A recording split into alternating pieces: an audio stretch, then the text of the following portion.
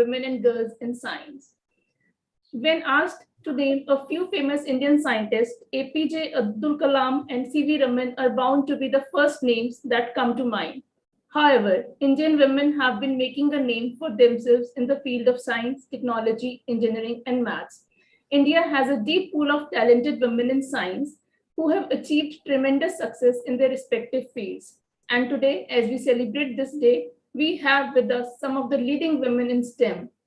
Our chief guest, Dr. Swati Basu, former Scientific Secretary, Office of PSA, Government of India, Dr. Manju Bansal, INSA Honorary Scientist, Professor, Molecular Biophysics Unit, Indian Institute of Science, Bangalore, Dr. Tanushree Saha Dasgupta, Senior Professor and Director, SN Bose, National Center for Basic Sciences, Kolkata, and Dr. Sudesh Kaur Khanduja, INSA Senior Scientist and Professor, Mathematical Sciences, IISER, Mohali. We also have with us Director Science City, Dr. Rajesh Grover. I request Dr. Nilima Jairath to welcome the guests and the participants. Dr. Jairath is Director General Pushpa Gujarat Science City. Prior to joining as Director General Science City, she was Executive Director, Punjab State Council for Science and Technology and Founder Member Secretary of State Biodiversity Board and State Innovation Council, and has been instrumental in establishing the Patent Information Center, Climate Change Knowledge Center, Envis Center, and Regional Center for Education on Sustainable Development. Over to you, ma'am, please. Ma'am, you are mute. Very sorry. Thank you so much, Loveleen. And it is indeed a great afternoon today. A very good afternoon to everybody, Honorable Chairperson, esteemed panelists, my colleagues from Science and Technology, experts from universities, colleges, and dear students. It is a great honor for Pushpa Gujarat Science City and a great pleasure for me personally to have all of you today at this platform at the occasion of International Day for Women and Girls in Science. Well, friends, as a child, when I was in about 7th or 8th class, I had read a poem. It was a part of our Hindi syllabus, which was a poem by Jaishankar Prasad, the famous Kamaini, the epic Kamaini, which he has written. And the poem said, Nari tum keval shraddha ho, Vishwas rajat na pagtal mein, Piyush srot si baha karo, Jeevan ke sundar samtal mein. And at that time, I thought that it is good that a woman is considered as Amrit. You want her in your life as Amrit. But why only Shraddha? Nari is also Shakti. So why not Nari be equal? Why not a woman be equal and get equal opportunities? And as I was thinking about this, at the same time, in the same book, we had another poem, which was by a woman poet. And that was by Mahadevi Verma, which said, Anya honge charan hare aur jo laute hain. Yani, which means that those steps or those feet would be different, which are losers or which get frustrated and go back. De shul ko sampark sankalp sare. We, the women, our feet can bear the pain of the thorns.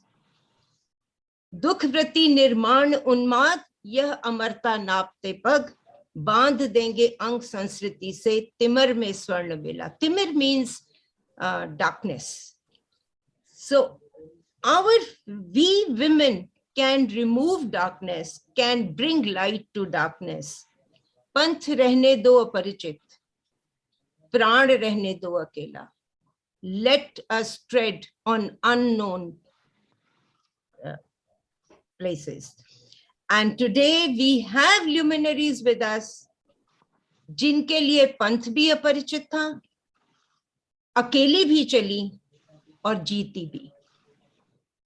And it's a great honor for us. It's a great honor for me to welcome such women today on our platform. And dear students and other guests who are here, I would like to ask you, are you aware of who was the first Indian woman who reached 80° north on the Arctic? Let me tell you, she is with us today. She is Dr. Swati Basu, who is known as the weather woman of the country. Dr. Basu, I am greatly obliged that you accepted our invitation and you agreed to speak to our children. I'm sure our children would be very, very inspired by what you have to say.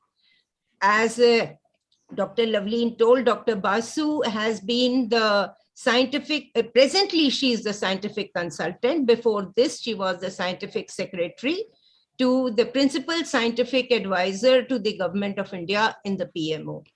On behalf of my organization, on my personal behalf, and on behalf of all the delegates here, I extend to you a very warm welcome. Friends, just like Dr. Basu, we have 3 other luminaries. And I was wondering if you know about Leelavati. Leelavati was the daughter of a famous mathematician and astronomer in the 11th century, Bhaskara II. She was a very inquisitive and a curious girl. And unfortunately, when she got married, she lost her husband very early. Her father tried to, because she went into depression, so her father tried to take her out of depression, and he started giving her scientific problems and mathematical problems to solve. That is how the story goes. She got so busy and so engrossed that she came out of depression. She was happy and she started contributing actively towards science and maths. At that time, because she had no child, her father decided to dedicate 1 volume of his book, Siddhant Shiromani, so that her name stays forever. And that is there. That volume was named Leelavati. In 2008, one of our colleagues, our science colleagues, Dr. Rohini Godbole from Indian Institute of Science, Bangalore, decided to identify 100 women researchers of the country who had made some very important contributions. And she wrote the book, Leelavati's Daughters. 3 of those daughters are here on our platform today. I am very, very happy to welcome Dr. Manju Bansal. Dr. Bansal is from Bangalore, Dr. Tanushri Sahadas Gupta from Kolkata, and Dr. Sudesh Kaur Khanduja from our very own Chandigarh to this platform. Thank you very much, all of you, for accepting our invitation and for agreeing to talk to our students. I can also see a number of friends and colleagues from the university, from science and technology who are here. And I'm sure we have Dr. Ajit Dua and Dr. J.K. Arora also with us. And it is indeed, I would not like to say anything more except that I welcome all of you. I welcome all the students. I welcome their teachers who have taken out time to be with us and to hear the inspirational stories of these 4 women stalwarts. And I hand over the platform to the anchor, Dr. Loveleen, to please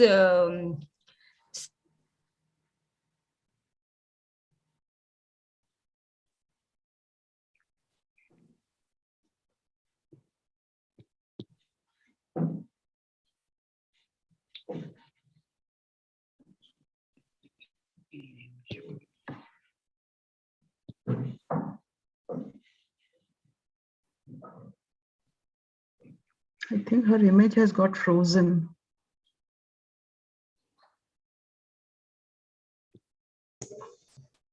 Ma'am, you're not audible. The video is stuck somewhere. Dr. Loveleen, can you hear? Can you hear me, ma'am? No, I think this Science I City, think, yeah. yeah, I think the host institute's Yeah. system Both has of them, got. of them have problems.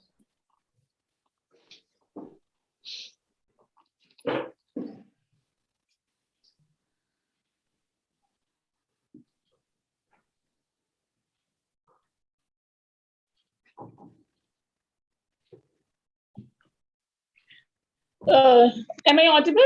Yes, ma'am, you're very much Yeah, audible. now you are. Okay. Actually, we all got disconnected here. Some network issues in our office today. So we are indeed very honored to have Dr. Swati Basu with us today. Dr. Swati Basu is scientific consultant in the Office of Principal Scientific Advisor to Government of India in the field of environment and climate sciences. She is chairing the Project Review and Monitoring Committee on Establishment of City Knowledge Clusters as part of Atmanirbhar Bharat. She is former Scientific Secretary, PMO, Government of India. During her tenure, she was engaged in science advice policy in consonance with the national need as well as global development. Some of them include development of expert system for flood warning, comprehensive program for Northeast region through S&T intervention, accelerating academia, national laboratory, industry interaction, big data science, waste management, nutrition mission, etc. Prior to this, she had been advisor in the Ministry of Earth Sciences and played pivotal role for successful implementation of various international agreements. She was a member of Belmont Forum representing India. She played a pivotal role in modernization of India Meteorological Department. She represented India at WMO Geneva during the initiation of Global Framework for Climate Services. As director of the National Center for Medium Range Weather Forecasting, she was responsible for developing high resolution state-of-art models. She is a postgraduate in physics and PhD from IIT Delhi. She is fellow Indian Meteorological Society, recipient of START Fellowship, American Geophysical Union, Dr. B.N. Desai Award, Indian Meteorological Society, and WMO Fellowship in 1993. She has the distinction of being the first Indian woman to go up to 80° north in the Arctic during July 2013. She has more than 80 publications in peer-reviewed journals. I request Dr. Swati Basu to kindly kindle the virtual lamp and inaugurate the event. Ma'am, please.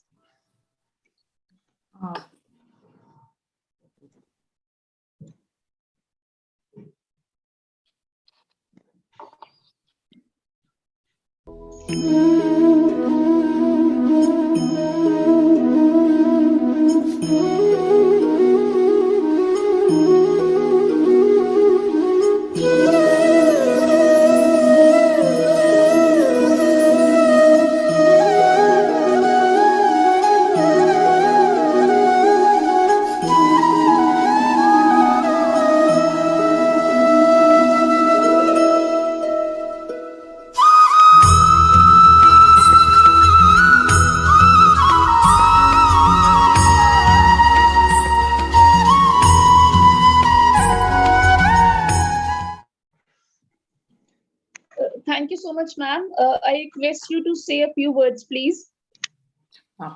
Thank you so much, Lovely. And I would like to thank Dr. Nilima for inviting me to be a part of this wonderful and very important occasion. And I feel very honored and grateful to be among all the luminaries in the field of science, the best of women scientists along with me. And of course, to be among the students who are aspiring to be great scientists. I'm sure they will become great scientists and they will contribute a lot to the society when they grow up. Now, today is the International Day for Women and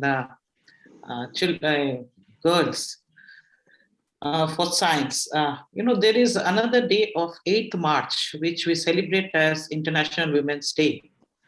This is the day in 1975 when United Nations formally accepted this to be the Women's Day. And this came into picture after almost about 75 years of struggle by women all across the world. And basically this was for having equal rights, more so for the voting rights and equal pay, wages and things like that.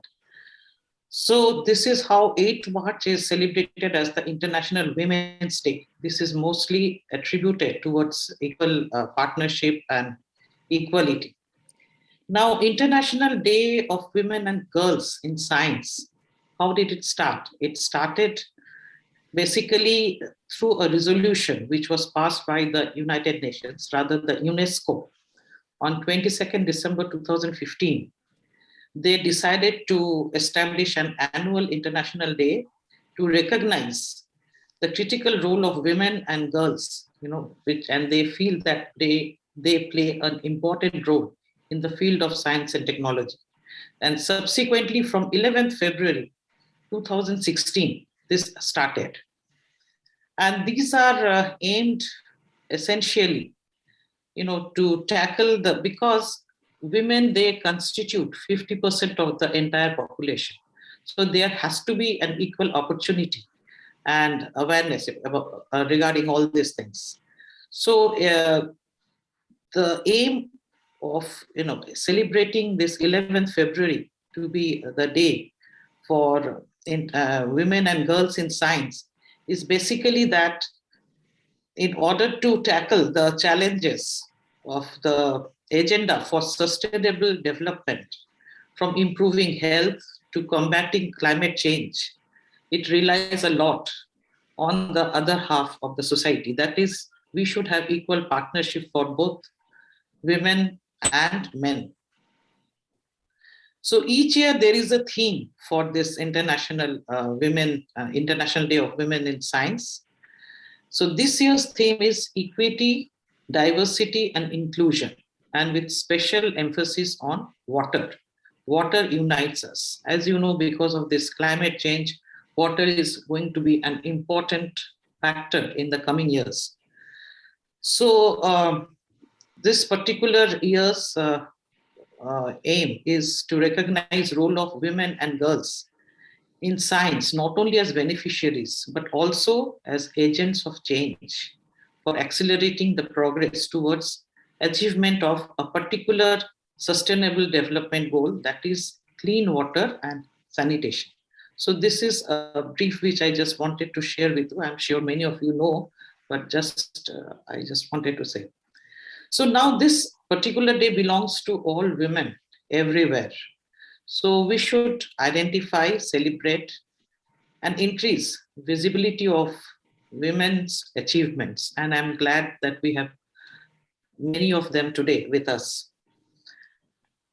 And I'm sure in the course of the other people, when they're talking, the other scientists, that there is still a requirement for more and more awareness through meaningful narratives, resources, and for achieving equal opportunities.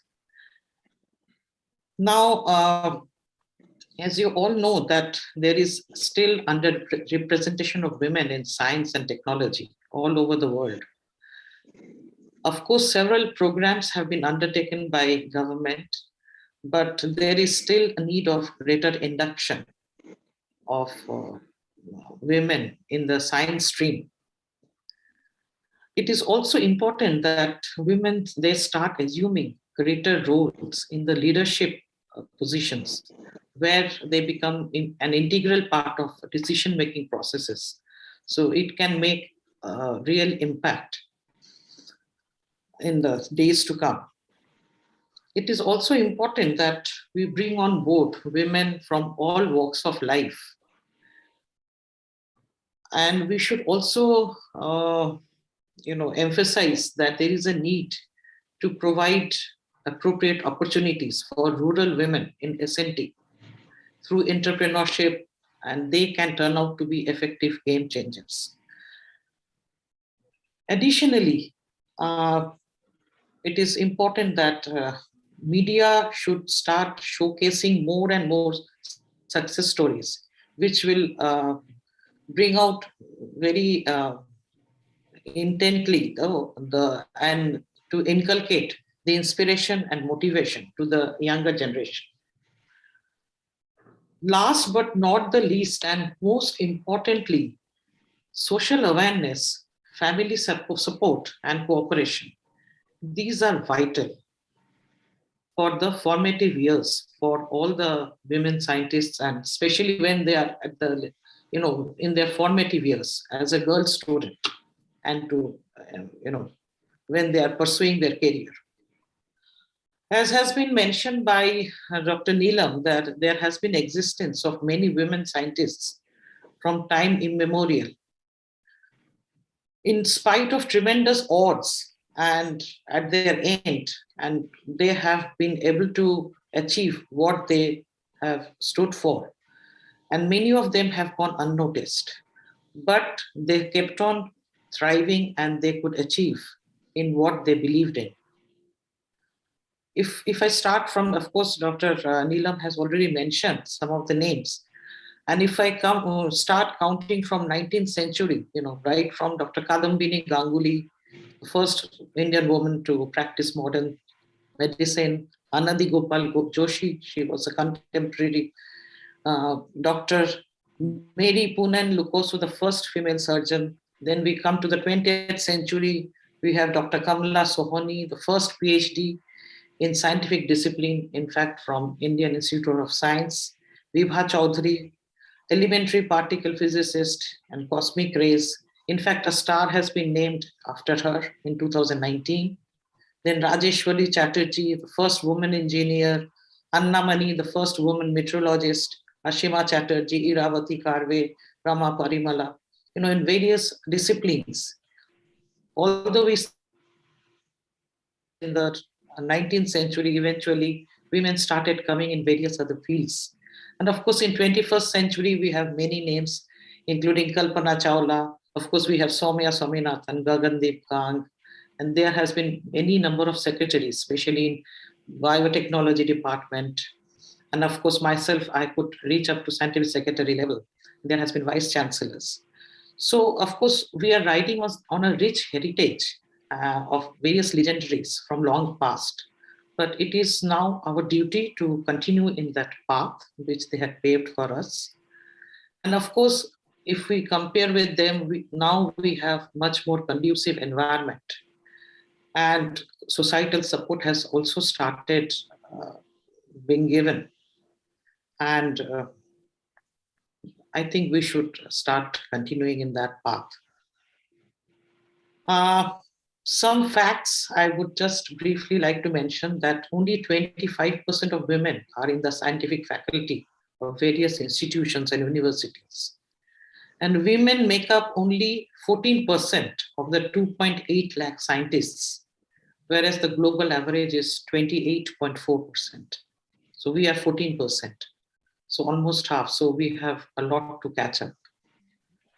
The good thing is that recently one report had come out from Niti Aayog, which was undertaken by Society for Socioeconomic Studies and Services, Kolkata. They had done some survey on some select institutes. There are certain points which I would like to highlight. One of that is that a high percentage of women scientists are in biological sciences. On the other fields, we have to really pick up in those areas. The best part is that now most of the women, they are ready to take up challenges. A major percentage of women and girls, they want to pursue their career in research-oriented work. And half of them at least, they don't think that family commitments are a barrier or constraint for them. So these are really some good signs. Another important factor which has come out in that survey is the career choice of science professional is largely attributed towards observing other scientists. So it is all the more essential that we should have more and more role models, and all children and students and young researchers should be made aware of that. And as I said, again, few women are still in the top who can really become part of the decision-making process, which is another important aspect, which is very important.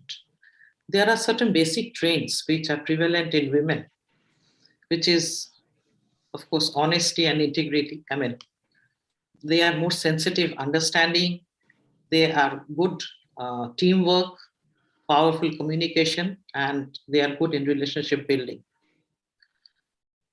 So mentorship is another thing which we can really think of in future, which is an important thing, more role models. Of course, this is an evolving process, and it is important that we remain determined, focused, and competent. So with this, I would like to stop right now here, and maybe I can share some of my own experiences later, because we are among very high-level luminaries, and let them also speak and share their own experiences. So in the end, I would just like to say that the environment are more conducive. There are greater opportunities, and we should really make use of those opportunities when they are there. And the most important thing is that you should have believe in yourself. You should know what you want to do, and you can do it. There are so many examples in front of you. It is not difficult. Just remain focused, and you can do it. Thank you so much. Thank you so much, ma'am, for your words of wisdom. Moving forward to the panel discussion, I would request Dr. Nilima Jairath to take over for moderation. Dr. Jairath herself is an accomplished scientist. There are 3 science cities in India, and Dr. Jairath is the first women Director General. She has undertaken certificate courses in environment and sustainable development from International Center for Conservation Education, UK, Smithsonian Institution, USA, and Uppsala University, Sweden. She is a double gold medalist for not only topping in her subject, but in topping among all women students in all subjects. She is a recipient of State Government Award Praman Patra in 1999 and State Farm Corporation Award in 1991. Pushpa Gujarat Science City received the National Award for Science Communication in 2016 under her leadership.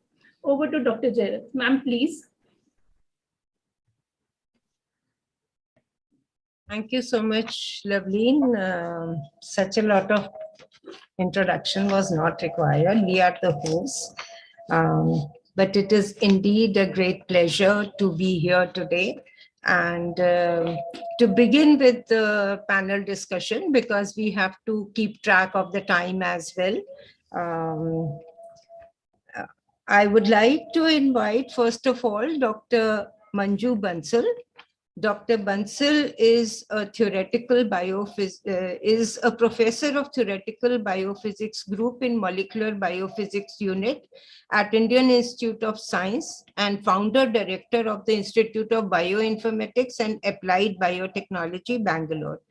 She received her PhD from Indian Institute of Science, Bangalore, and joined the European Molecular Biology Laboratory at Germany. The main thrust of her research is directed towards arriving at a better understanding of sequence-dependent variability in the DNA structure and its role in the biological function.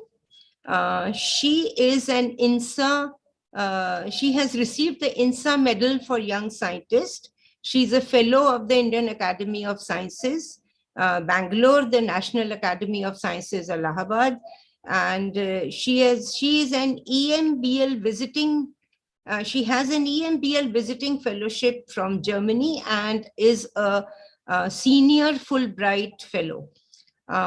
She is also a visiting professor at Rutgers University, USA, and a visiting consultant to NIH, USA.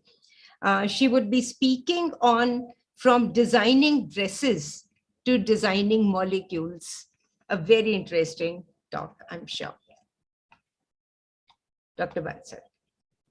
Thank you, Dr. Jairath, and thank you, Loveleen, for inviting me to be part of today's discussion and in the August company. And I think I feel really honored also to be part of it.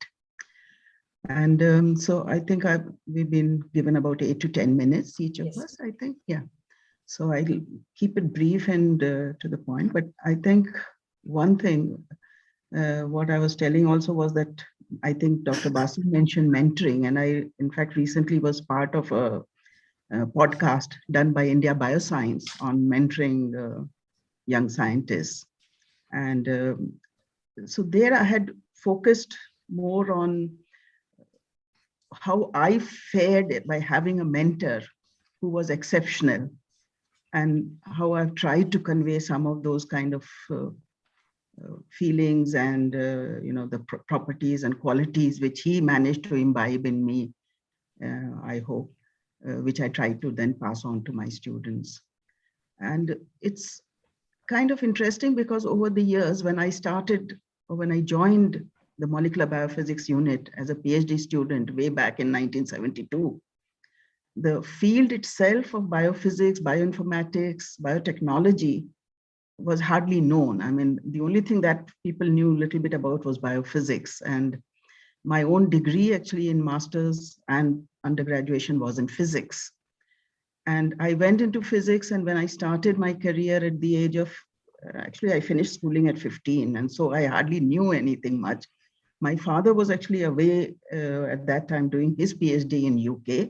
So I had practically no guidance almost, because I was staying with my grandparents in Dehradun finishing my school. So the designing dresses part came because I finished my Indian school certificate exam in December. And as in India, we start our university courses only in August. So I had these 6 months in between with nothing much to do. So I think I indulged in my other interest, which was painting. And as I said, I like designing things. So I took, I just joined a tailoring kind of a course where we could do some designing and things.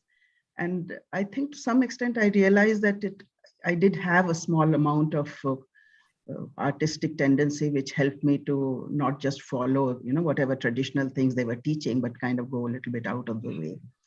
And so that was helpful. But then I actually did not want to go into biology, which in those days, I think for most women, the medical profession was, if you wanted to be in the scientific side, the medical profession was considered to be the thing which we wanted to do. But I for somehow, right from my school days, right, almost from my 5th or 6th standard, I did not want to do medicine. And I think that was partly little to do with not wanting to do dissections and handling cadavers and things like that. So since I said I didn't want to do that, and I wanted to, and also I was very fond of maths actually. So I said I want to study maths. And the school I went to, which happened to be a Christian missionary school, since it was an all-girls school, they actually did not have additional or higher mathematics as an option. And I was so insistent that I told my father that no, I will change the school if they don't let me learn maths. And I don't want to be in the biology and chemistry kind of a background. I would rather change schools. And I must admit that the school actually was accommodating enough that because I was one of their good students or top students, they said that no, okay, we don't want you to leave. So they actually created a special maths class for a few of us who wanted to study maths. And I think that was the best thing that happened, that I insisted on on learning maths, because that I think has been for me along in my career. It has helped me a lot in being, doing things which are a bit different from what would be a traditional biology stream, because as Dr. Basu also mentioned, that most women scientists today are still in the life sciences. And though I am in the biophysics department, and as I said, I headed a thing, but the work which I did had more of a physics and mathematics background and a little bit of statistics, which is what is today needed, I think, in all fields, that in any field that one wants to work in. I think the interdisciplinary nature of it has become so important. And I remember that even when I was working in MBU in the beginning, there was very little interaction between the engineering, though we have very leading engineering departments and we have very good science departments. But most of the engineers tended to look down upon the life science department, and because it was considered as what they call soft science. And, they wouldn't want to, they thought it was not quantitative enough, and, it was just a descriptive kind of a science.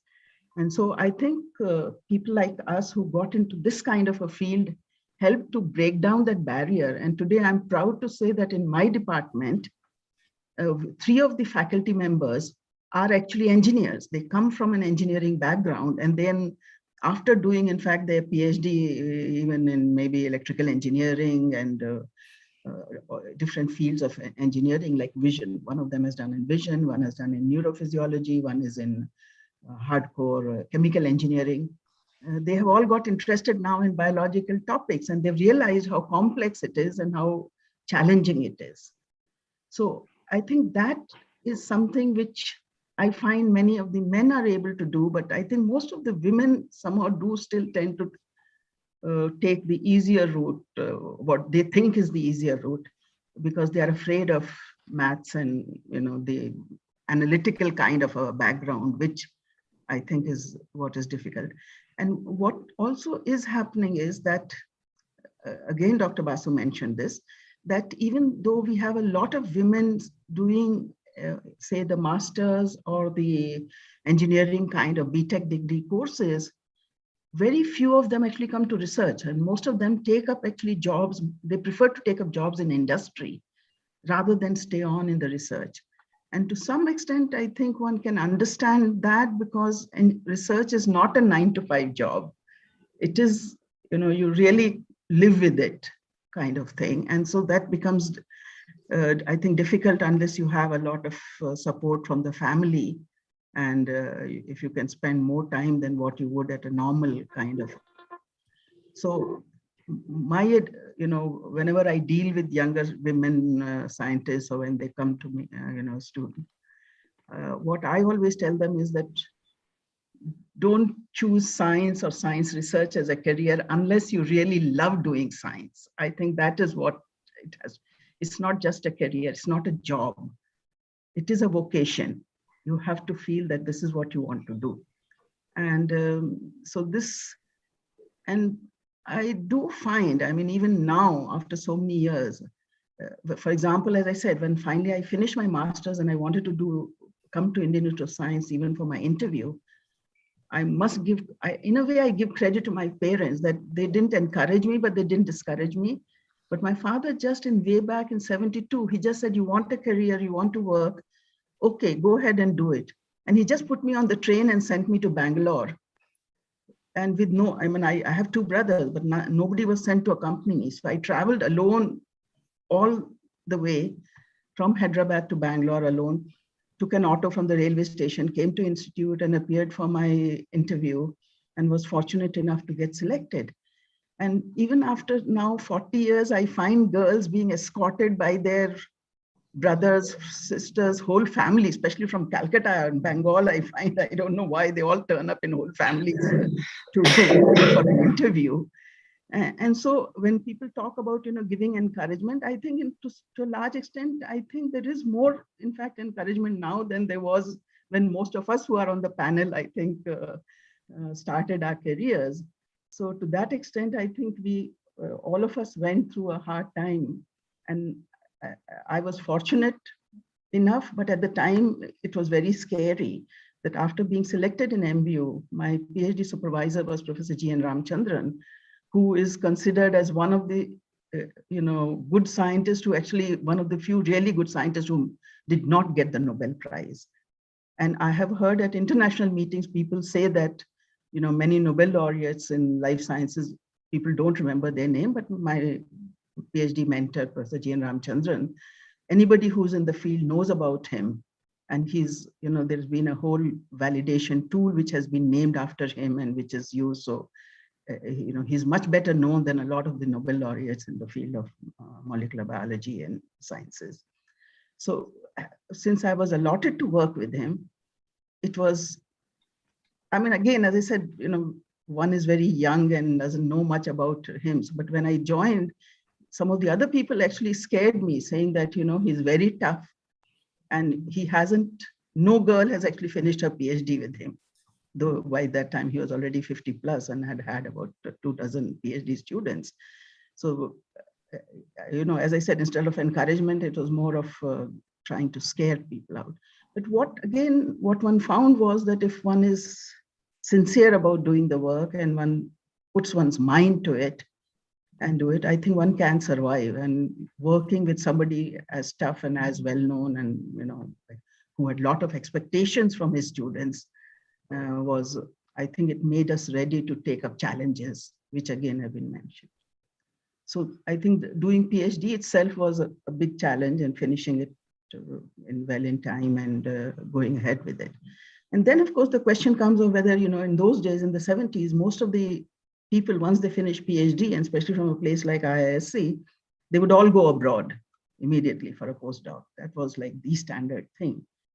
But I actually worked with another professor at IISc itself, who was also a very distinguished scientist. And we did some work which was very controversial. I don't know how many of you would know about nucleic acid structure, the DNA. I mean, it's an iconic double helix structure. And it had a kind of canonical status. And we were trying to show that that's not the only structure, there are alternative structures.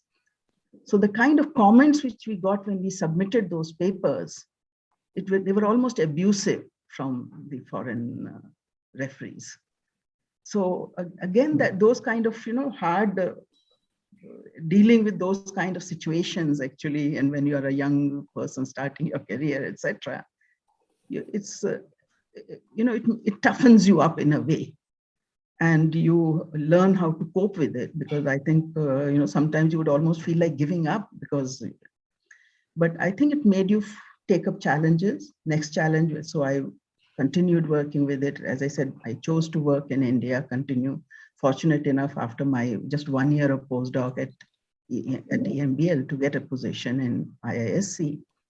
And there again, we continued working on looking at, as I said, alternative structures for nucleic acid, and essentially designing, like choosing sequences of DNA with a predefined property. So it's not just taking something and, which is there already published and doing a delta, a little bit more extension of that kind of work. These were kind of newer ideas at that time.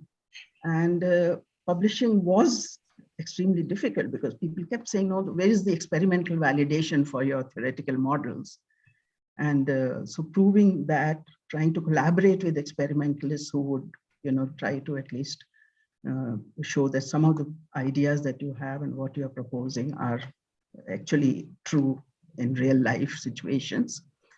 And so that's what as I said, so designing new molecules using new ideas also, and things. So, and that has worked out, and I think it has led to my group being recognized as one of the leading groups in the area of nucleic acid, or what we call, now. So that has again become very important also, because now, as we know, the genome sequencing and genome everything has come in, and it has turned out that, a lot of the parts of the genome which were thought to be not important have turned out to be actually very important. And the structure plays a role in that. And the kind of new structures that we were talking about, and trying to project that, if you choose a particular sequence, this is what the structure could be and the role it plays. They have turned out to be important. And the third thing, of course, where I took up, challenging, was in terms of when I was approached to take up the government of Karnataka's new initiative on setting up an institute on bioinformatics and biotechnology in 2001, where again, that was the year the genome sequence came out. So there was all this thing about this new field called bioinformatics had suddenly become very fashionable. So we've been working, of course, in something along those lines, but it was not called bioinformatics at that time. So again, I was very hesitant because I loved my research, and I had been doing only research at a place like IISc. But I think when I was approached by the governing body and Dr. Kiran Majumdar-Shaw, who, as many of you would know, she's the Biocon. She had founded Biocon in Bangalore, and she used to visit our institute. She, in fact, had started her lab for some time in IIS.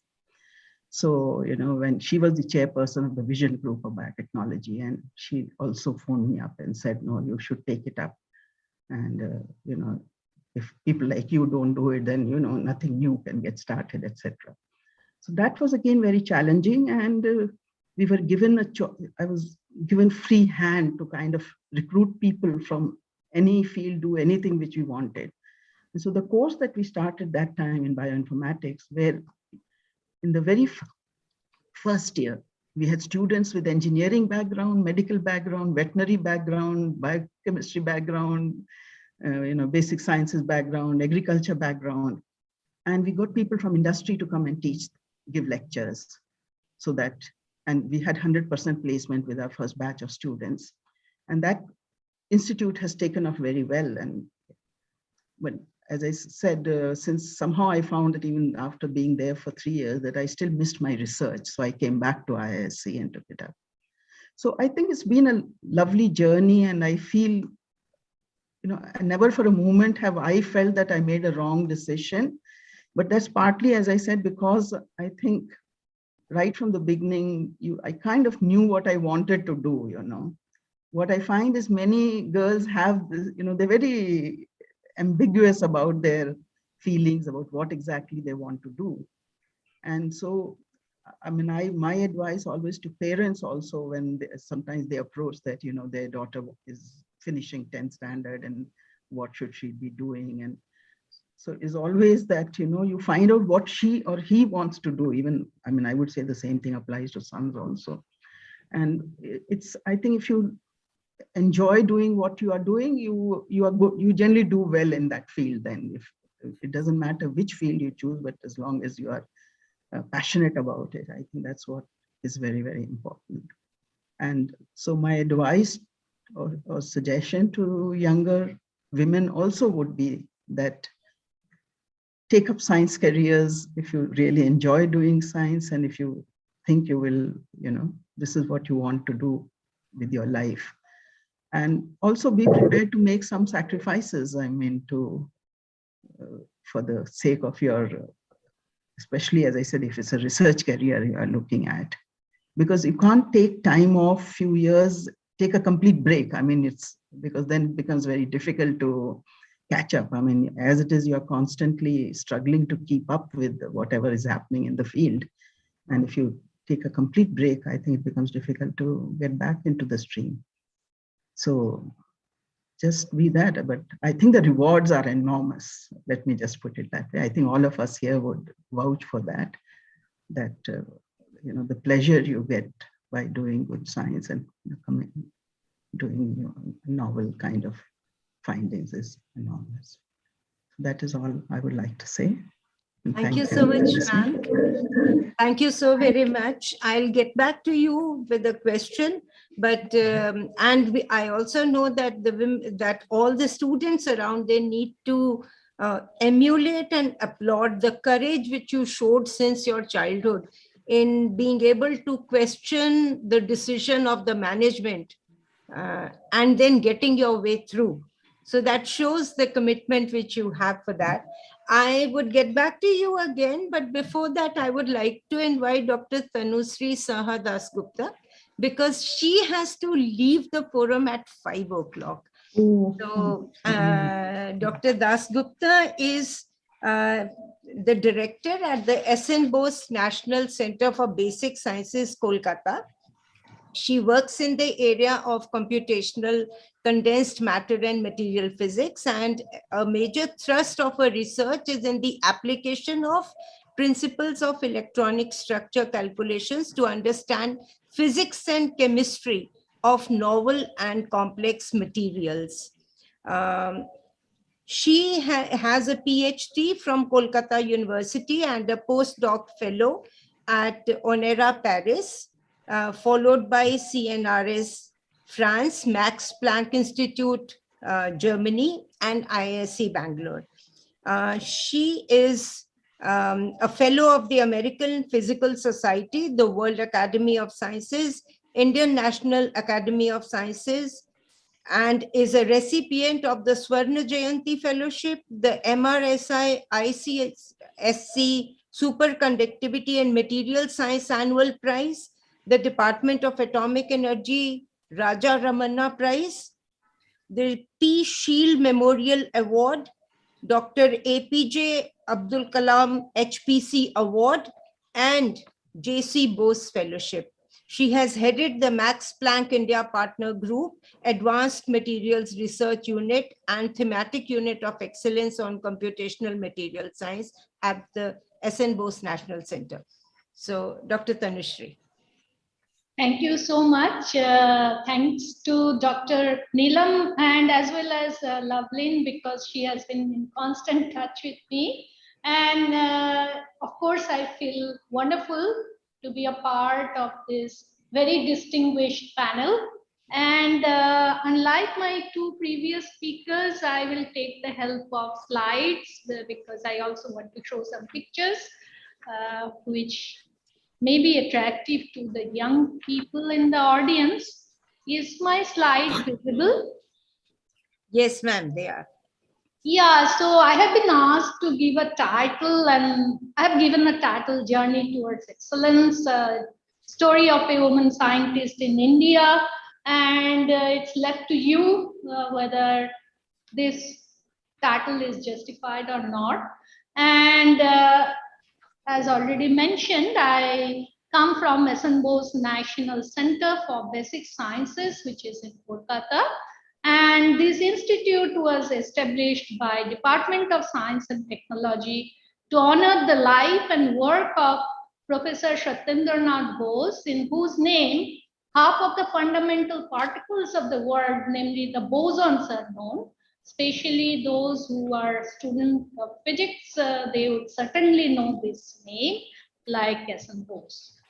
Well, women in science, I think it was already stressed upon by Dr. Basu, that you start, both men and women, when they start in the school, they are really, the steps are almost similar. But as we go higher and higher in the staircase, the step sizes becomes different for men and women. And it was actually mentioned also by Dr. Bansal that, when you really come to a decision-making position, this is what is called a leaky pipeline, because many of the women, instead of opting for a challenging profession, they would opt for something, they will settle with something in which they can balance the demand of both professional and personal life. Because the whole idea is that the contribution of a woman in personal life is definitely much more than that of a man. That really creates such a kind of distinction. And it was mentioned by our chairman, Dr. Neelam, about Lilavati's daughter, and I just showed the front page of Lilavati's daughter. And many years ago, I wrote a small article there. And unlike Dr. Bansal, I had a lot of family pressure, in the sense that my father, as opposed to her, was very protective. Like all Bengali fathers are overprotective. He never allowed me to go out. In fact, for my PhD, for my master's, I was never ever allowed to go out of Calcutta, because my father always thought I cannot manage myself. And in fact, Dr. Bansal just said that, when they come for the interview in Bangalore, especially from Bengal and Calcutta, they are accompanied by their parents and the entire family. And that was actually the case for me. Whenever I used to go to conference, even during my PhD days, my father would accompany me. And I was so very embarrassed, but he will just not let me go out by myself. So that created a huge pressure. And exactly like Dr. Bansal, my schooling and the secondary level, and also at the higher secondary level, and this is the famous college, and the Kadambari Ganguly was mentioned, and this was all girls school and college. The first time I actually met some of my male classmates is in the Presidency College, and we were really minority. And since I came from all girls college, I was very scared to ask any question. And whenever there was some discussion, some scientific discussion in the class, I will almost go down the bench so that the teacher cannot see me. So I was always suffering from some inferiority complex. I always thought all these, my male colleagues, these boys are much better. And I picked up the top subject, so-called, again, it's a stereotype, that physics is not for the girls. And I had chosen physics in Presidency College, and I was really, really nervous. And same was the situation in Science College during my master's. And the ratio of boys to girls was somewhat better, but still it was thought that, the girls are somewhat inferior and physics probably is not the subject we should opt for. And to my big surprise, I was actually topper in my master's class. So I got the gold medal, which was given much later. So this is a picture which is taken much later, and you can see my proud parents. Now my father is very proud, but he has changed his mind also since then, because you can see that this ceremony took place in 2017. So the university gave this gold medal many years later. And after my, master's, since my father did not allow me to go out, I did my PhD in the Bose Center, the center where I am now the faculty and director. I started my PhD there. And I was very fortunate, the role of mentor was mentioned. And be it a man or a woman who will act as a mentor in your scientific profession, the mindset is very important. And for my mentor, who is no more, he never distinguished me with any of his male students. And I was very fortunate to have Indra Dasgupta as my colleague during my PhD days, and he became later on my husband, and he was a great pillar of support. So these two men, I would say, during my PhD days played a very big role. So the encouragement and support actually also has to come from the men. And later on, it was also mentioned, I moved to Paris and then subsequently to Stuttgart. And this person, Ole Anderson, who was the director of the Max Planck Institute of Solid-State Physics, he played a very, very big role. He gave me the most challenging work of coding a huge electronic structure program, which, the girls were not really engaged in such a huge project. But he took the challenge and he engaged me, and he kind of highlighted my contribution wherever it is possible for him. So I'm actually immensely grateful that he put me in focus, and he really didn't care whether I was a girl or not. And then I came back and joined the Bose Center as faculty, and that's the picture probably you have taken, which is from my young age. I no longer look so young. And then I started my own group, which is the group on materials modeling. And we primarily work on understanding the electronic structure of the material, their magnetic properties, and also the change of properties when you go from a bulk material, you make its dimensions smaller and smaller and go to the nanoscale. And the other area of interest is also to understand the arts material. And as has been already mentioned, that I'm currently the senior professor and director in this institute. So I started my journey as a fellow PhD student in this institute. And maybe my journey has come to a full circle that I'm now the director of this institute. And that just tells that if you really have the perseverance, if you really have the drive in you, nothing can stop you. No family pressure, no overprotective father, nothing can actually stop you. And these are some of my students. So I am very fortunate to act as a mentor of my young students.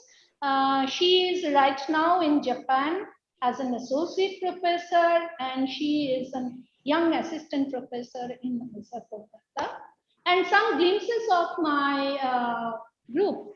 And I always very consciously try to make a very good gender balance in my group. And as you can see, it's not always just doing serious research work. It's a lot of fun. And I really like my girl students in the sense that I find them somewhat much more motivated and somewhat much more, easy to mix around, more adaptive. So somehow I really like my girl students, and some of the again nice moments with them. And this is the dream which I have actually taken from a Facebook post of one of my colleagues, which says, you can see that this man enters this room and says, "Excuse me, ladies, could you tell me what the selection committee members are?" And these three ladies says, "Here we are." So that is what we dream about. And I have been actually, this is an activity, ongoing activity, is pressing for progress. There is this gender equity group in physics, which is hosted by Indian Physics Association, and I was a past member of that. And I'm currently also the vice president of Indian Physics Association. And this gender equity in physics group is very, very proactive. And the government, I think it was mentioned already by Dr. Basu, has taken many steps. Kiran of Department of Science and Technology is one such step. And in the Science Festival, the International Science Festival, you can see the DST secretary who was surrounded by all these women scientists, and there was a special panel discussion. And the academy has taken quite a big step. This is a book which is available from academy, which actually talks about ethics in science education, research, and governance. And there we managed to convince that the gender issue is also an ethical issue. The gender discrimination falls under the ethical issue. And we wrote an article together with Rohini, who was instrumental in getting this Lilavati's daughter. And this quote I like very much, so we have put it there. Achieving gender equity requires the engagement of women, men, girls, and boys. It is everyone's responsibility. And we organized also, this is a global problem, the Indo-French conference in women in science, and these are again some glimpses from there. And a lot has been already done, but there is enough scope of improvement. Some of the thing has been already mentioned by Dr. Basu, awareness, which we are doing today by having this panel discussion. Promoting women in leadership position. We already see 4 of these women in today's panel in this leadership position. Recruiting, retaining the next generation women. There, of course, the women who are in decision-making position, they have to play a positive role. And I end again with this one picture which I liked, and again taken from Facebook wall of one of my colleague, Professor Bindu Bamba from University of Hyderabad. So, there are so many things, so many comments all around you, which are trying to pull you down, but nevertheless, she persists. So thank you very much for your attention. And I will be happy to take a few questions if they are. Otherwise, my email address is available. You can be in touch with me. If there is, at the moment, some question, I'll be happy to have that. But maybe after Dr. Bansal, because I think there are also questions for her. Yes, ma'am, there would be definitely questions for her. But because we had received a request that you needed to leave early for a meeting, so we thought we'll take her questions later. But that's yes, so kind of her. It's just that I thought it will finish at 5, and there is some, when you really go to, some decision making, also there are so many obligations you cannot really. Yes, agree. So, Loveleen, could you ask people to ask questions if they have any? Until the time you're opening up the channel for them, I would just like to say that, ma'am, the situation is almost still the same. Like you said, your parents didn't let you they didn't allow you to go alone and all those things. So what advice would you have for the young girls as well as for their parents? So I always tell it to almost everyone. I think this was also mentioned by Dr. Bansal. If you are going to take a research career, because it's in science, so if you are going to take a research career, you have to be determined about it and you have to be passionate about it. And the determination level should be much more than that of a boy, because you have to perhaps overcome much more obstacles. Like I had so many fights with my father, really really painful thing. Perhaps he is now very proud of me, but at one point of time I was almost every day used to fight with him. So, but on the other hand, I thought that this fight is very needed. I never gave up because I was very determined. That's all I can say.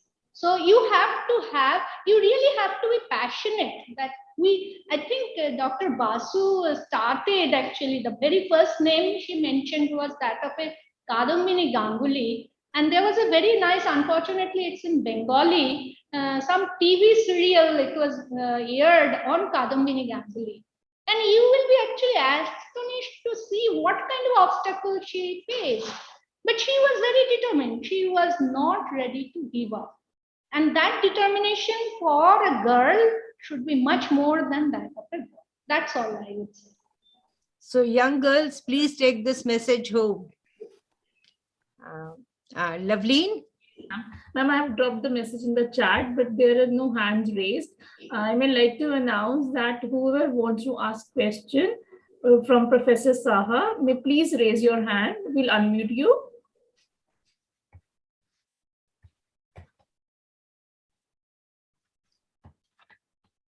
No, ma'am, no question as for now. Okay, thank you. If we have any questions, we will get back to you, ma'am. Sure.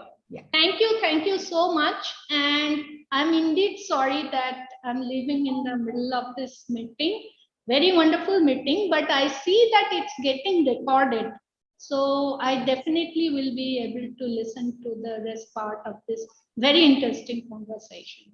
Thank you once again, and thanks all the panelists. It's a fantastic experience to meet you all. Thank you. Thank you, ma'am. Thank you so much. In spite of such a busy schedule, you still managed to join our panel. Thank you very much for that. And now I would like to come back to Dr. Bansal for a moment before I move on to the third Leelavati's daughter. Well, ma'am,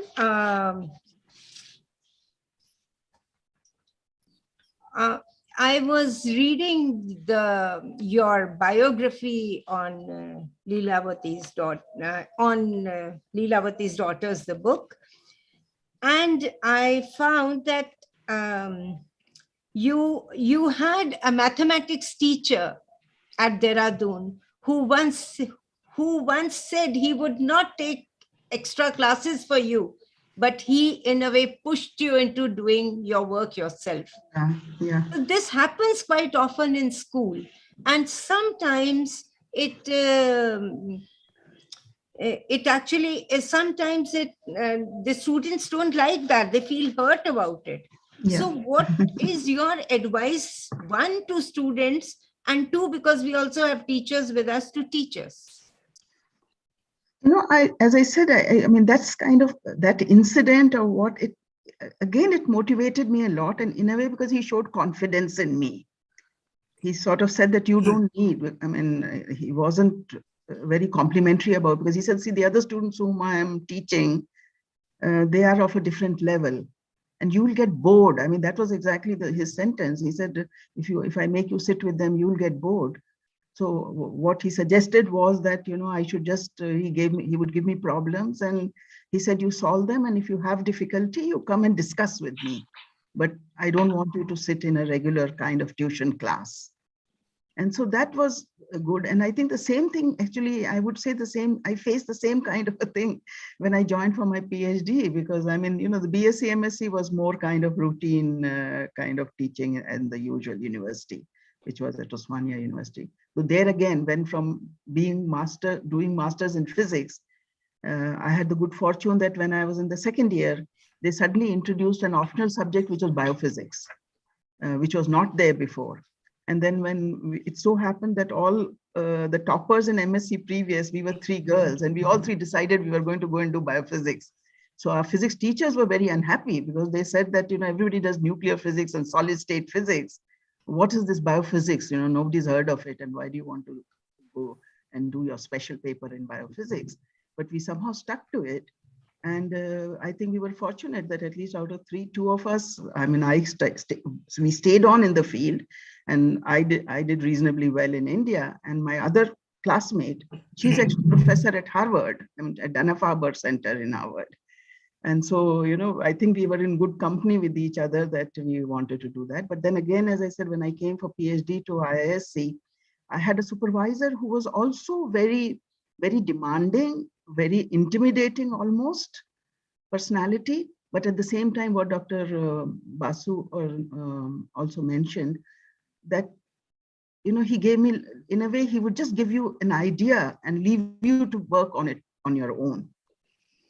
And so that, as I said, since I had got into this problem solving training mode right from the school days, I think it helped me in good stead, because, in 72, when I joined, I had to start, we had to start learning computer programming. I mean, we had never held now every kid knows what a computer is, and in 72, and ISC was one of the first institutes which had a computer. Actually, we had an IBM 360, which was used by the whole institute. And we had to punch card decks, and, if there was one mistake in it, your program would get thrown out, and you wouldn't, you'd have to wait for 2 days to get results. And somebody like Professor Ramchandran would just, he was just so impatient for results, that we would all be in high amount of tension waiting to get something. But as I said, going through all those hard, we'd sit up whole night. I mean, we'd be hanging around the computer center at night to make sure that, we could correct our programs and run the jobs and go through it. And, as I said, learn programming, to change from, and from coming from a physics background, kind of picking up biology. And so in a way, it made life easier, because molecular biology and modern biology actually evolved in the, almost, I feel, our career of my generation kind of grew with that. So we had a good time with that.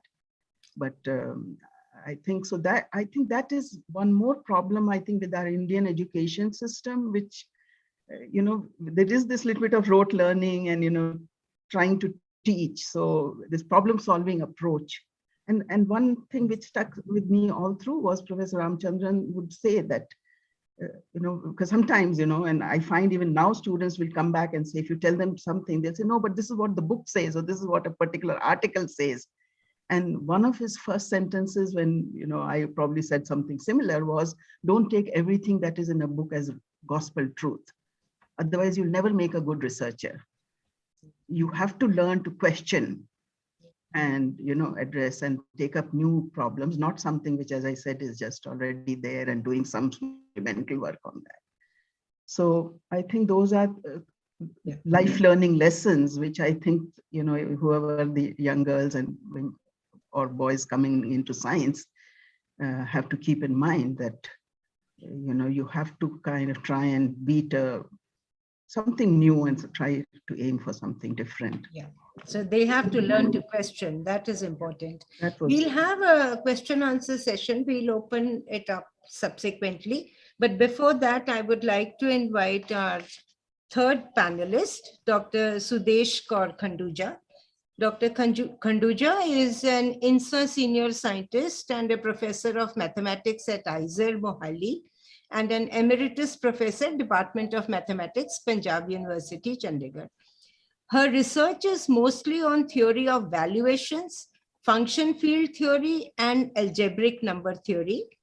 Her work is internationally recognized amongst specialists in the area. She is the recipient of Professor V.V. Narlikar Memorial Lecture Award and a fellow of TWAS, Indian Academy of Sciences, Indian National Academy of Sciences, and National Academy of Sciences. She would be speaking on, and she has chosen to speak on, the story of Sophie Germain. Ma'am.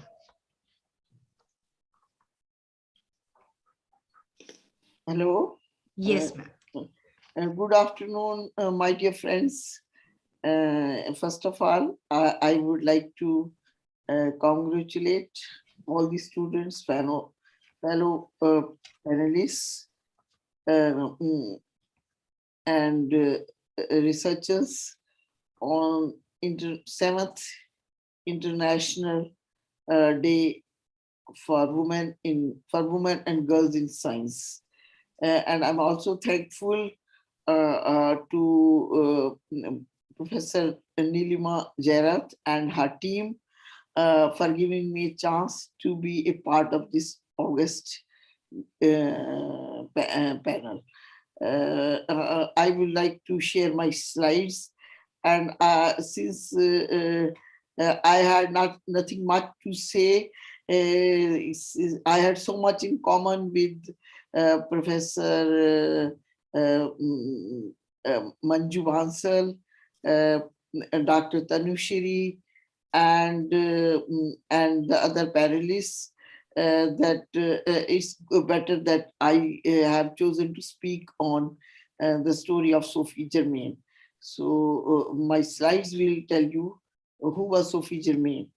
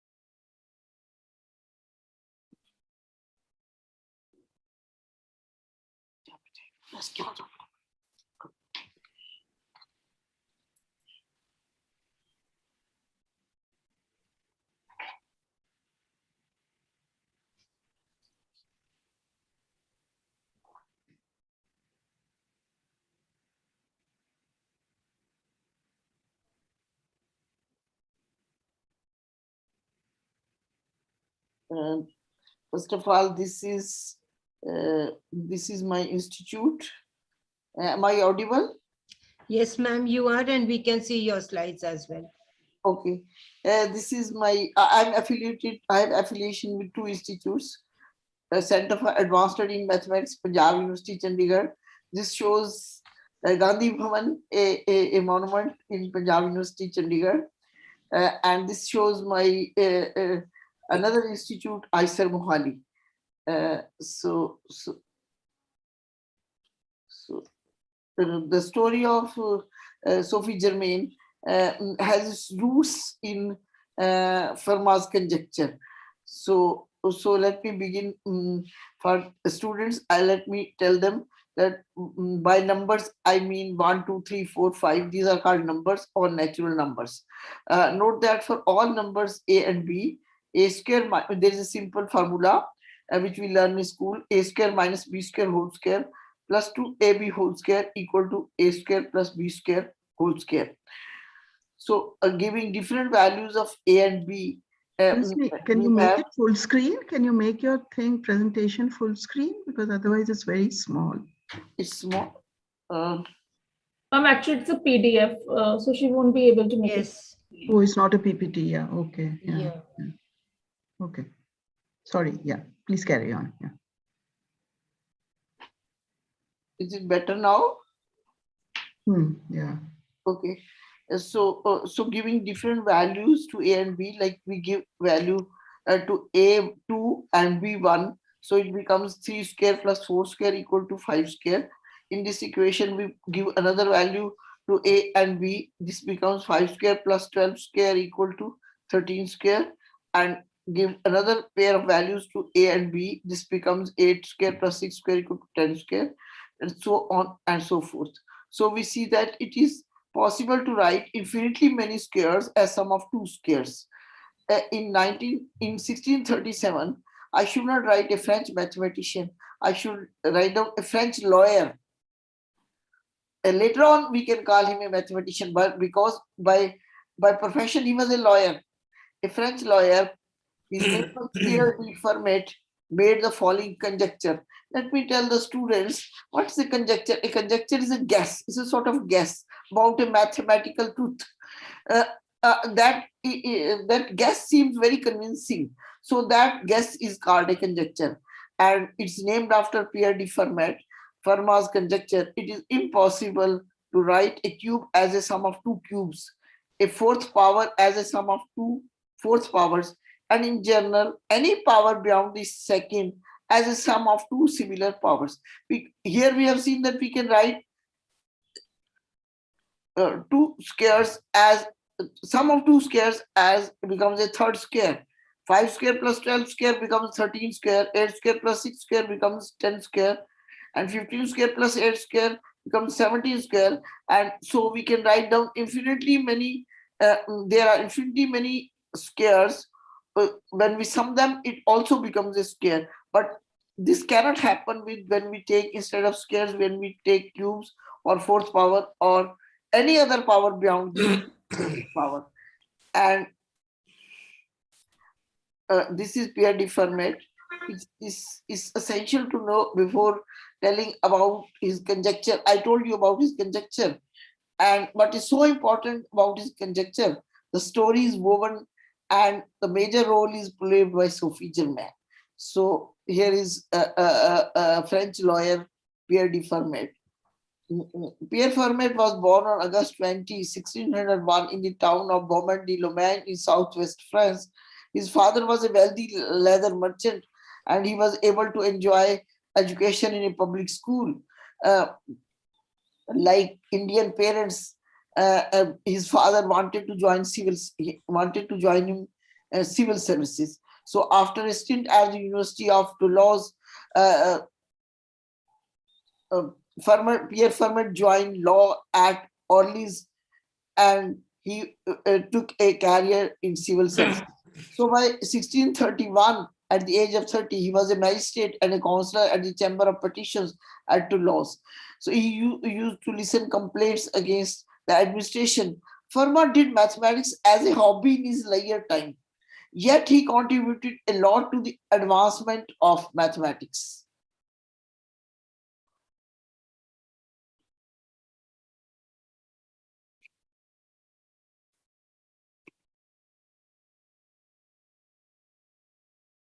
Fermat was one of the inventors of analytic geometry. He laid technical foundations of differential and integral calculus, and with Pascal, he established the conceptual guidelines of the theory of probability. For centuries, physicists thought that Isaac Newton discovered calculus independently, but in 1934, Louis Moore discovered a note written by Newton himself, which set the record straight. Newton wrote that he developed his calculus based on Monsieur Fermat's method of drawing tangent. Mr. Fermat method of drawing tangent. Monsieur is the French word for Mr. Fermat is best remembered for his work in number theory, in particular for Fermat's conjecture, and which I mentioned to you, and which mathematicians say in the following terminology, that the equation x to the power n plus y to the power n equal to z to the power n has no non-zero integer solutions for small in x, y, z when n is strictly bigger than 2. When n is strictly bigger than 2. The main Fermat himself proved the case n equal to 4 of the theorem of this conjecture. If we write n equal to p times m, then as a product of two factors, then the relation x to the power n plus y to the power n equal to z to the power n implies that x raised by m whole to the power p plus y to the power m whole to the power p equal to z to the power m whole to the power p, which gives a solution of the equation x to the power p plus y to the power p equal to z to the power p. Since any integer greater than 2 is either a multiple of 4 or has an odd prime factor, I suppose all students know what is a prime number. Okay, prime number dividing, when it divides a number, is called a prime factor. For proving Fermat's conjecture, it is enough to prove that the equation x to the power p plus y to the power p equal to z to the power p has no non-zero integer solutions for all prime exponents p. This celebrated theorem motivated a journal study of the theory of algebraic numbers.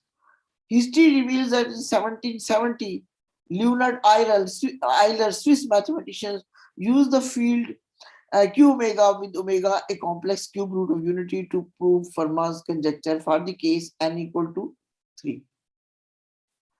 The first major step towards the proof of Fermat's last theorem was by a French woman, Sophie Germain. Now begins the story of Sophie Germain. Sophie Germain's interest in mathematics aroused during the French Revolution when she was 13 years old and confined to her home due to the dangers caused by revolts in Paris.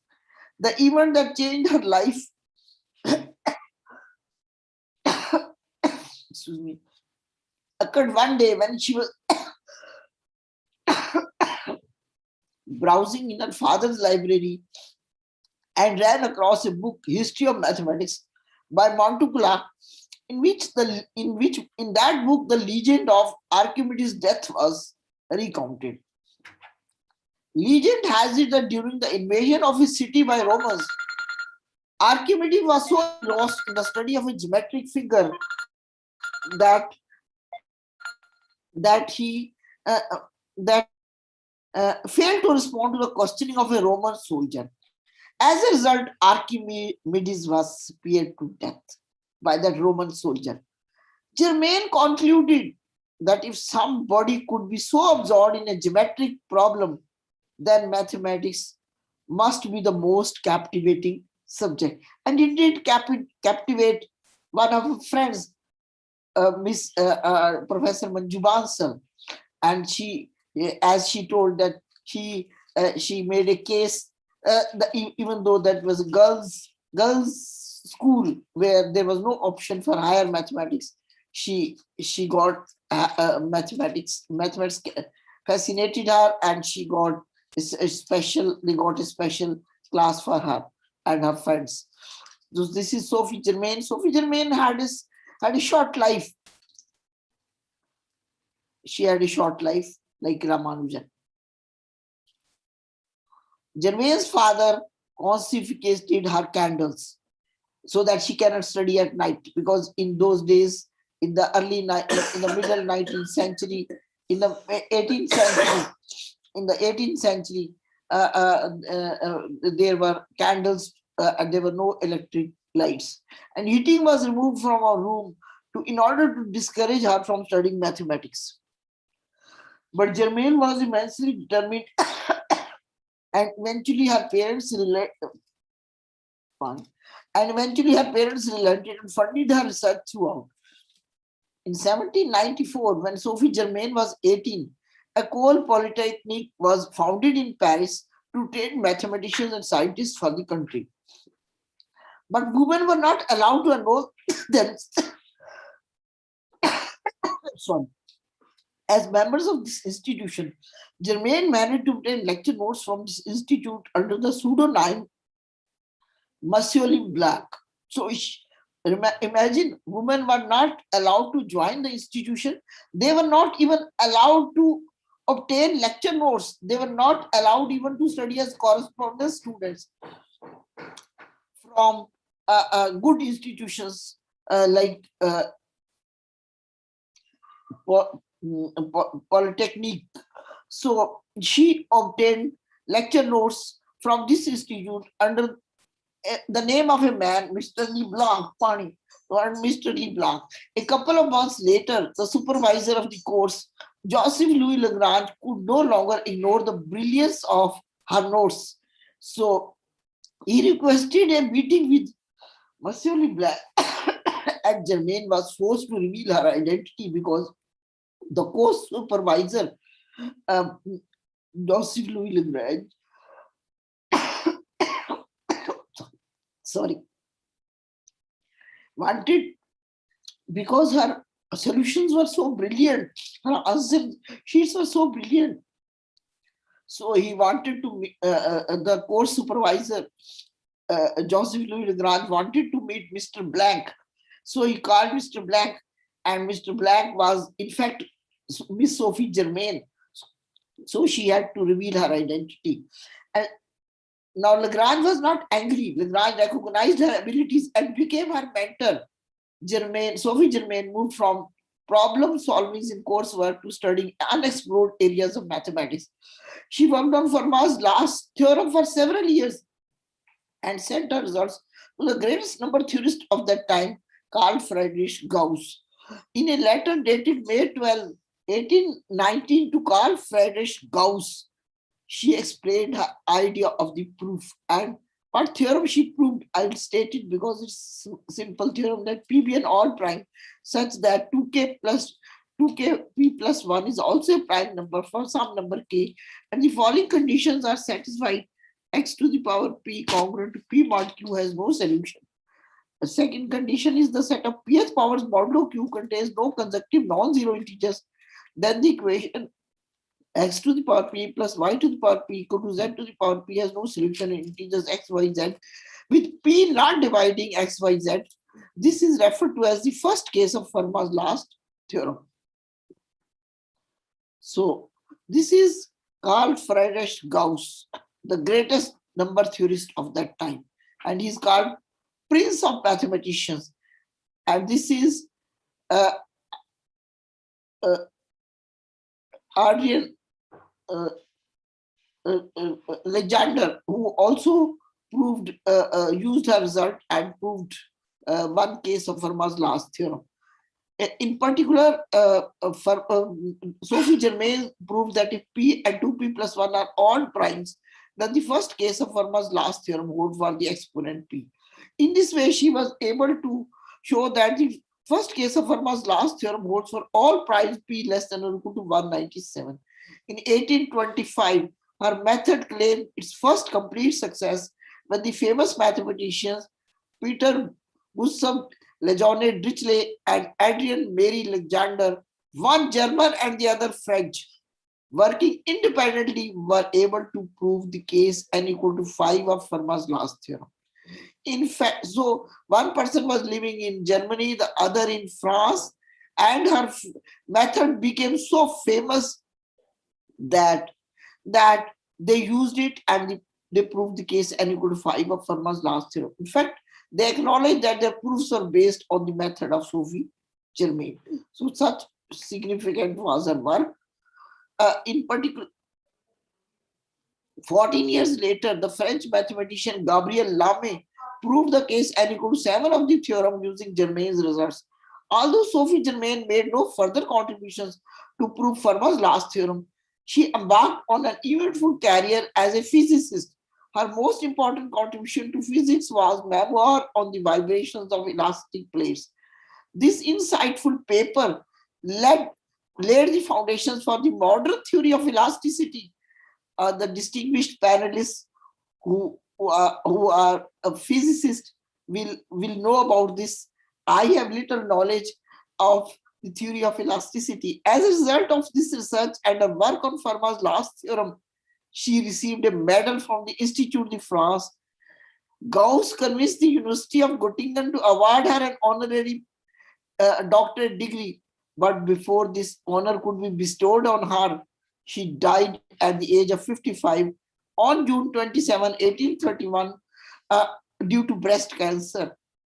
Unsuccessful attempt to prove Fermat's conjecture led to the discovery of algebraic number theory and a wealth of other mathematical discoveries.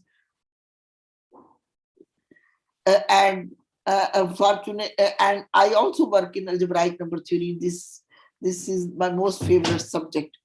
Now comes the Sophie Germain's story is related to Andrew Wiles also, Who was Andrew Wiles in 1960? That's another case of determination. Sophie Germain was one example of determination. He's another example of determination. In 1963, a 10-year-old boy sitting in the Milton Road Library in Cambridge read the statement of Fermat's last theorem in E.T. Bell's book, The Last Problem. I always advise all schools, all colleges to have E.T. Bell's book. He was fascinated by this simple looking problem. I mean, the 10-year-old boy. A quote, I knew from the moment I would never let it go. I had to solve it. Andrew Wiles revealed. After 30 years of dreaming, because at that time he was 10 years old, and when he solved, he was 40 years old, and 7 years of single-minded efforts, Andrew Wiles gave a complete proof of Fermat's last theorem by May 1993. He outlined the proof in 3 lectures in a conference hall held at Sir Isaac Newton Institute in Cambridge on June 1993. At the end of his 3rd lecture on June 23, 1993, when he concluded Fermat's last theorem, he became the most famous mathematician in the world. All the world's newspapers, the first headline was Fermat's last theorem proved by Andrew Wiles. In the words of Cambridge professor John Coates, who was PhD supervisor of Andrew Wiles, a proof of Fermat's last theorem is a great intellectual triumph, and one should not lose sight of the fact that it has revolutionized number theory in full swoop. For me, the charm and beauty of Andrew's work is that it has been a tremendous step for algebraic number theory. Simon Singh, in his book Fermat's Last Theorem, the book is entitled Fermat's Last Theorem, takes us through a journey of more than 330 years of struggle of the math world to prove this theorem. Remember, Fermat conjectured this theorem in 1637, and it was proved in 1993. This journey culminates with Andrew Wiles. This journey began with Fermat, where the Fermat, in between appeared Sophie Germain, in between appeared many mathematicians. Time is too short. I cannot name all of them. I cannot name all the heroes, but she was the first heroine, the first person who had never gone to a university, who had never been to a university, who had never been to a college. She proved some general result about it. Some general result. She proved a step about it. She took a step about it, a bold step about it, and people followed her step, and progress continued. And after more than 330 years of struggle of math world to prove this theorem, this journey culminates with Andrew Wiles, whose legacy will remain as long as mathematics rules over our lives. It may be pointed out that theory of Galois representations, which played a great role in the proof of Fermat's last theorem, was developed to understand a paper of Ramanujan published in 1990. So the great Indian mathematician, the legendary Indian mathematician, Srinivasa Ramanujan, also has his work also has a contribution to the proof of Fermat's last theorem. I will end my lecture or my conversation with the students, with the colleagues and the audience with a quote from Mariam Mirza Khani. Mariam Mirza Khani is the only woman field medalist. Field medal is a prize given from the year 1900. Every 4 years, it is given to at the most 4 mathematicians under the age of 40. It's equivalent of Nobel Prize in mathematics. And Mariam Mirza Khani was born in Iran, who was an Iranian mathematician. Of course, she was working in USA while she received this. I met her at the International Congress of Mathematicians in 2014 in Seoul, when she received the field medal. And I will end my lecture with a quote from Mariam Mirza Khani. She's no more. She died of again of cancer at the age of 40. Her quote says, quote, "You have to spend some energy and effort to see the beauty of mathematics." And here are some of the books which I want the students to see. These are Andrew Weil's papers, important papers. Of course, only advanced mathematicians can understand it, but everybody can read Simon Singh's book, Fermat's Last Theorem. Of course, I will say all school libraries should have the book Fermat's Last Theorem by Simon Singh. He is a fiction writer as well as a producer of the film on Fermat's Last Theorem. You can see the film on Fermat's Last Theorem on YouTube. Also, I will advise the student to see the film Ramanujan, the Man Who Knew Infinity. This film is also on YouTube because it is based on the biography of Ramanujan written by Robert Cunningham. And of course, there is a hint to the proof of Fermat's Last Theorem. There is a almost complete proof to the Fermat's Last Theorem in the book of Stewart and Toll. And my last slide says, thank you for your patience. Thank you. Thank you so much, ma'am, for this wonderful talk and for the information about various mathematicians. It's indeed great, especially about Sophie Germain and about Dr. Markazi, if I'm, yeah. Andrew Weiss. Yeah, and about Mariam Mirza Khani. If I remember it correctly, on the same year, Manjul Bhargav from India also received the same award. Yeah. So, which we should all be very proud of.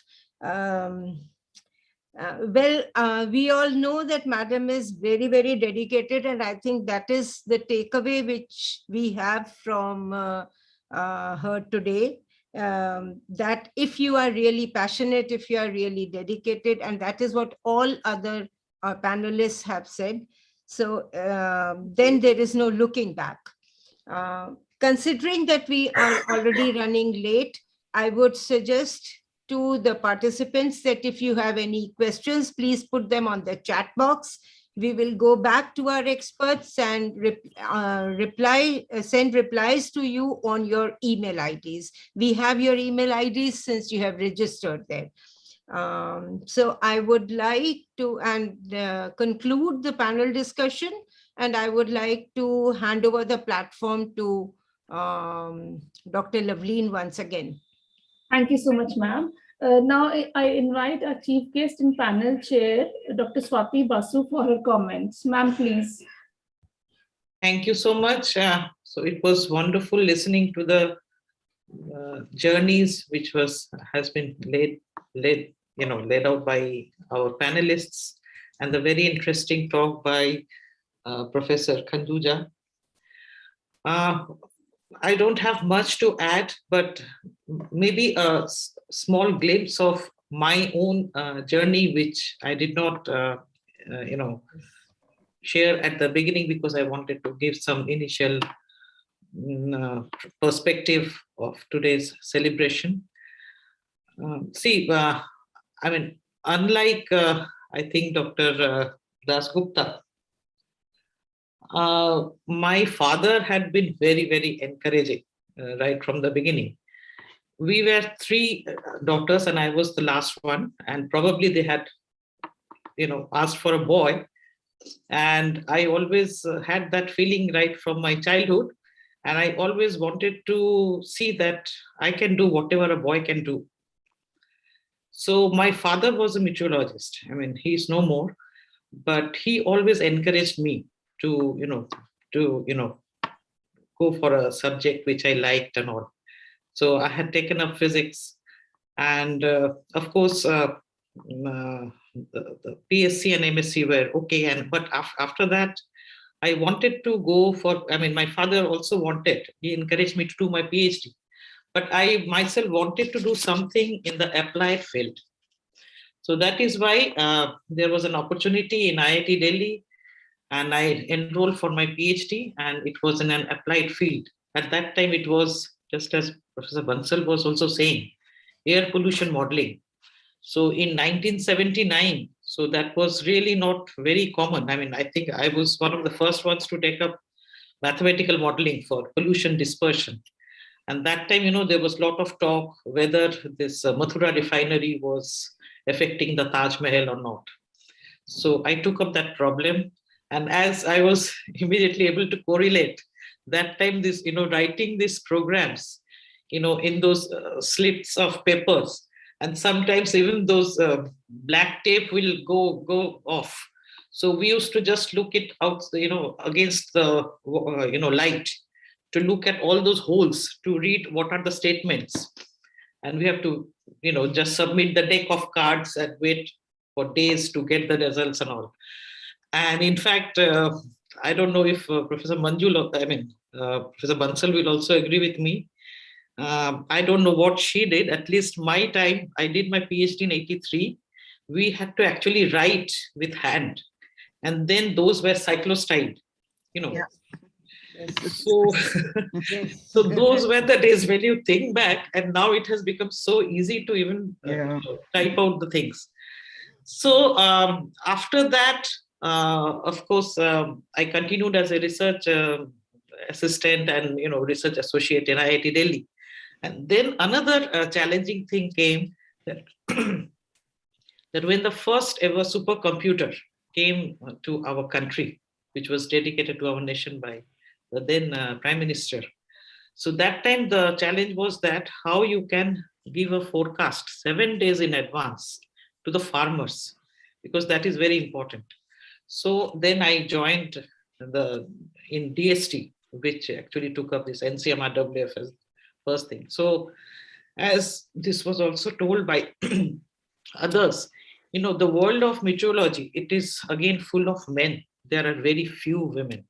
And I had mentioned about Anna Mani, she was the first meteorologist. So that was also a challenge. But since, as my other panelists also say, that if you really wanted to do something for which you are passionate about, and of course, I think maybe in the background, my father's, contribution was also there to get me, excited about how this cloud droplets are formed, how rains begin to fall down and things like that. So that is how I got into it. And the challenges were that how you can make a difference to the community, to the society. And that way, when I now think back, we have made a lot of difference. And of course, you are a better judge. So we have come a long way from, to be able to predict, the weather, and especially the, high impact weather, which affects millions of lives. And we have come a long way with the help of of course, the computers, the satellite data and things like that. So in this field, I always feel that, and you can make a difference for the society in various spheres of life. I think the students would also be interested to know that even with this forecast, like if you can save a lot of life by giving a good forecast for cyclones and things like that. At the same time, if you give proper forecast to the fishermen, and if you are able to tell them where they can get the maximum catch through satellite data, where the chlorophyll is mostly there, so they know exactly where they can find large amount of fish. So what they can do, knowing all this information, they can go to that particular location, they can take their catch and come back. So in this way, what happens, they get their catch instead of roaming around all around. They get their catch, they save the fuel. So that is also carbon, saving on that. They get their catch, and they also have quality time for their family. So this also has, the good weather forecast, and of course, knowing the forecast, they know when not to venture to the ocean.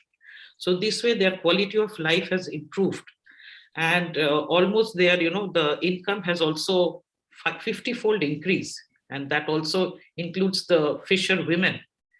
So this way, I feel, even if you want to contribute to the society in these kind of manners, that is also very important. I find a lot of satisfaction in being able to, do my bit in this journey. So again, coming back to what my other panelists have said, that if you are interested, you please be determined. And of course, another important aspect is the support of your parents, your husband, your family, and of course, in the office also. I have also been fortunate enough that my seniors and directors who were senior to me, they had that belief in me. They had also asked me, okay, you can do it. You just go and find out how to do it. So this is also something which also I have learned on my way. And the best thing I can just say to the students, that whatever you want to do, you have to just have 3 questions: what, why, and how. So if you are able to answer all these 3, you are through. So if you believe what you are passionate about and you can do it, this family pressure and all those things, those are also bound to be there. But you can always find your time. When your children are sleeping, you just wake up in the night, you finish off your work, so that you can also have a work balance, family as well as work, because you have responsibility in both the sides. And I can tell you, women are the best multitaskers. They can do a lot. Once they make a determination, they can do a lot. And this will be my, appeal and, my suggestion and my advice, whatever you say, because I have gone through, and all my panelist members, including Professor Neelam, they have all gone through this. So these are some small, perturbations, I would say, in this journey. And once you reach our stage, at this stage, when we look back, those perturbations seems very little indeed. The kind of satisfaction you feel, okay, yes, I have, whatever I had asked for, I have been able to do it. And there are people there, and the conditions are very conducive. Our male colleagues, they are also very supportive. Our seniors are also very supportive, and we are all there for you. Please go ahead and just fill your dreams. Thank you so much. Thank you so much, ma'am. It was a pleasure listening to you, and we hope to listen to you in future too.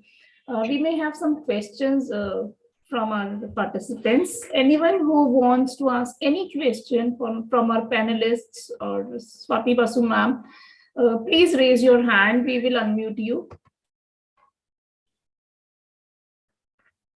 There is a question in the chat box from Suman Khurana. Thanks a lot so it's a comment. Thanks a lot for making us participate to a wonderful session. My appreciation. It was really nice on part of the resource persons to share some scenes of their journeys with the young students to encourage them and to enable them face challenges. Thank you, Dr. Khurana. There's a question from Ankita. What opportunities does ISER has for young or budding women scientists? Dr. Khanduja may like to answer this. Ma'am, Ankita is asking, what opportunities does ISER has for young or budding women scientists? Ma'am, unmute. Yeah. Please unmute yourself.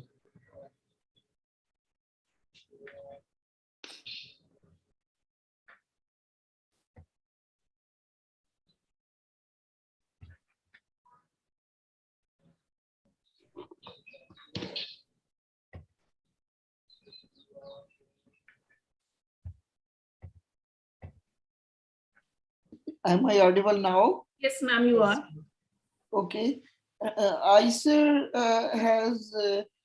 is mainly leads to BSc, BS, MS degree, and then PhD degree, and there are a lot of best thing about ICERS is lot of interdisciplinary courses are there, and the student of mathematics is writing an MS thesis under the guidance of a biology professor. So students a lot of learn a lot from other departments. They have a very good for 2 years they learn all science subjects. So that's the best thing about ICER. And later on, of course, you can take up career in research. Several students go for PhD abroad, and several students, some students take up and one of the best students went for after doing his MSc, went for a MBA in a foreign university, Devdutta Sinha Roy, I remember. So people different profession, but while they are there, they have a multidisciplinary education. So that's the best thing about it. Okay, I hope Ankita, your question has been answered. We have another question from Simran. She has a question from Dr. Swati Basu. Sure. Ma'am, now as per new education policy, anyone who has interest in 2 different streams can choose one subject from science and another from humanities. So don't you think that where already there is lack of interest in science among students, this policy will affect adversely? No, I don't think so. Simran, I think. Yeah, Simran, ma'am. Yeah, as my other panelists also said, there is now, if you think of any problem to be solved, there is, we feel that there is a dire need that there has to be interdisciplinarity in subjects. Like, I think, like geography. Geography ideally is an art subject. And geography and let's say physics, this combination, especially in our field, in this atmospheric sciences, seismology, I mean, everywhere, I mean, it's a tremendous kind of a requirement. I think these kind of, if you really think that what kind of work you want to do in future,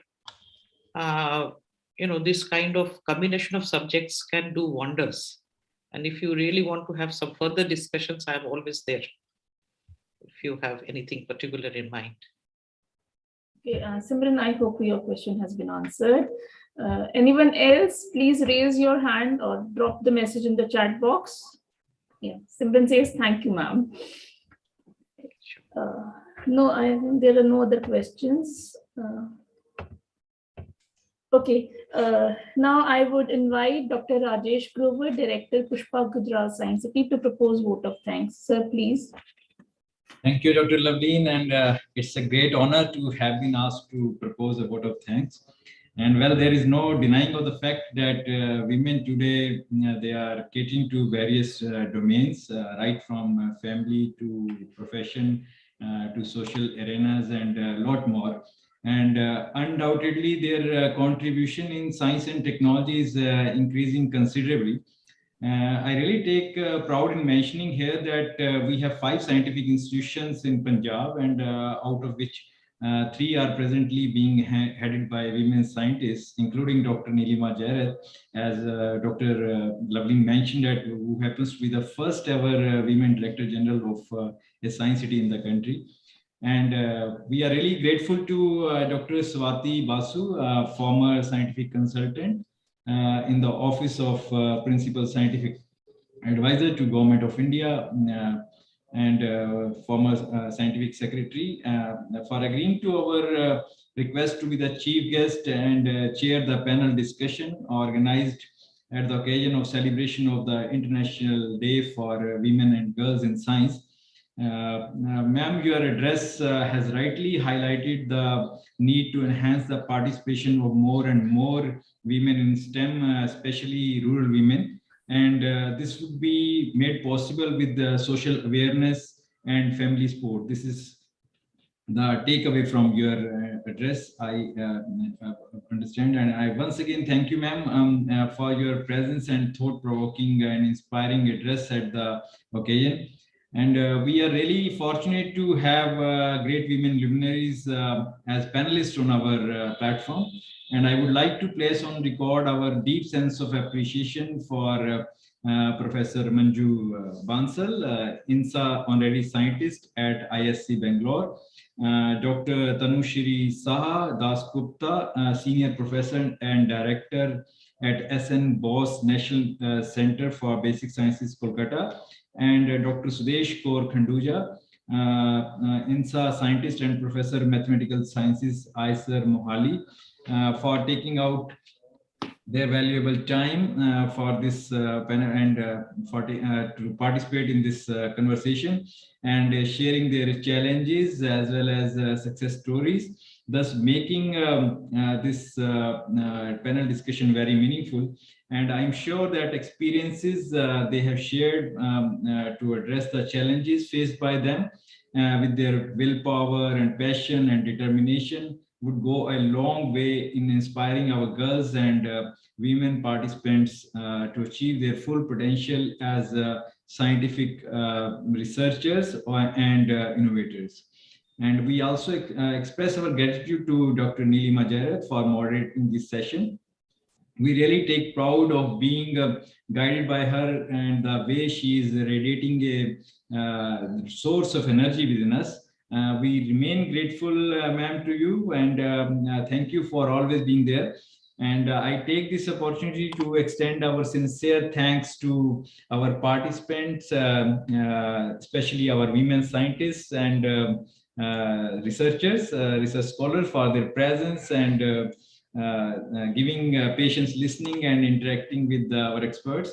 And last but not the least, I would like to place on record my sincere thanks to my colleagues at Science City, especially our young scientist, Dr.